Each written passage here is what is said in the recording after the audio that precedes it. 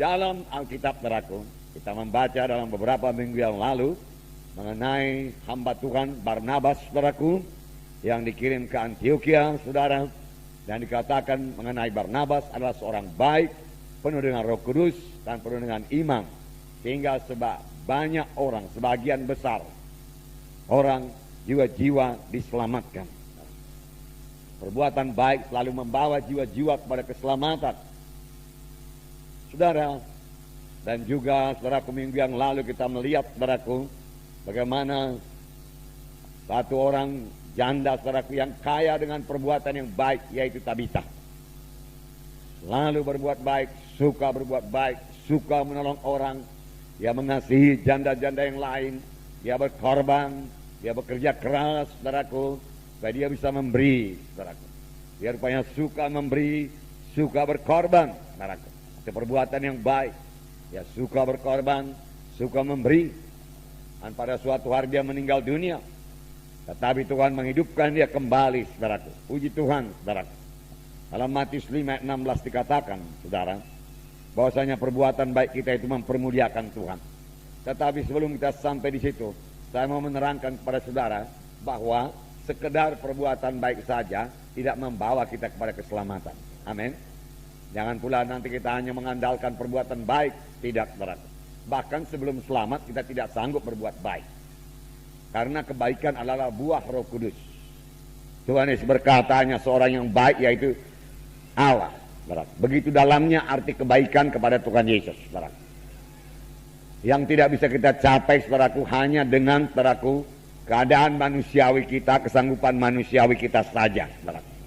Kita perlu Roh Kudus memenuhkan kita, menguasai kita, dan kita bersandar kepada Roh Kudus, supaya Roh Kudus memberikan buah roh, yaitu kebaikan di dalam hidup kita, saudara. Nah, dalam Matius 5:16 dikatakan, saudara, Matius 5:16, demikianlah hendaknya terangmu bercahaya di depan orang, supaya mereka melihat perbuatanmu yang baik dan memuliakan Bapamu yang di sorga. Terangmu bercahaya, terang anak-anak Tuhan, saudara. Kita ini, saudaraku, terang Tuhan. Ya, semalam, saudaraku, Tuhan memberikan pengertian bahwasanya kelompok sel itu harus seperti mercusuar yang memancarkan terang. Terang itu ialah kasih. Kapan dalam satu kelompok sel tidak ada kasih, saudaraku, yang ada hanya mercusuar saja. Satu menara yang tinggi serupa monumen, saudaraku, tetapi tidak memancarkan cahaya apa-apa, tidak ada gunanya. Di waktu malam, saudaraku, kapal-kapal akan lewat, saudaraku, dan kapal-kapal tidak tahu bahwa saya di situ ada batu karang. Ketabrak juga, saudaraku, dan rusak, boleh jadi tenggelam, saudaraku. Tetapi satu kelompok sel, saudaraku, yang memiliki kasih, saudaraku, adalah seperti mercusuar yang memancarkan cahaya itu, saudaraku, sehingga kapal-kapal yang lewat pada malam hari bisa selamat. Nah, di sini dikatakan biarlah terangmu bercahaya. Kemudian dikatakan lagi, supaya mereka melihat perbuatanmu yang baik, perbuatan yang baik, perbuatan yang baik, dan memuliakan Bapamu yang di sorga. Haleluya. Nah, saudaraku yang kasih dalam nama Yesus, dalam Ibrani 10 ayat 24, kita harus saling mendorong, saling menguatkan untuk berbuat perbuatan baik. Amin, saudara. Perbuatan baik. Amin, saudara. Haleluya. Semua kita mau melaksanakan perbuatan baik. Haleluya. Sebab dengan demikian nama Tuhan kita dipermuliakan, nama Yesus dipermuliakan, saudaraku. Mata dunia memandang kepada kita, dan kalau dia lihat kita ini orang baik, saudaraku, berbuat perbuatan yang baik, saudaraku, dia tahu kita orang Kristen, lalu nama Tuhan dipermuliakan. Amin. Haleluya. Nah, dalam Ibrani 10 ayat 24, dan marilah kita saling memperhatikan, supaya kita saling mendorong dalam kasih dan dalam pekerjaan baik. Ya, saling memperhatikan. Ya, anak-anak Tuhan juga harus memperhatikan anak Tuhan yang lain, tidak memperhatikan dirinya sendiri saja. Dalam kelompok sel kita memperhatikan jiwa-jiwa dalam kelompok sel kita, jiwa-jiwa mana yang tidak datang. Kepada kaum bapa harus tahu Kaum bapak mana yang tidak datang dalam kelompok selnya? Kaum ibu juga demikian. Kaum ibu juga harus mengetahui kaum ibu mana yang tidak datang dalam kelompok selnya. Marilah kita saling memperhatikan. Dikatakan di sini. Dan kemudian saling mendorong dalam kasih. Saling mendorong dalam kasih. Dan saling mendorong dalam perbuatan yang baik. Dalam pekerjaan yang baik.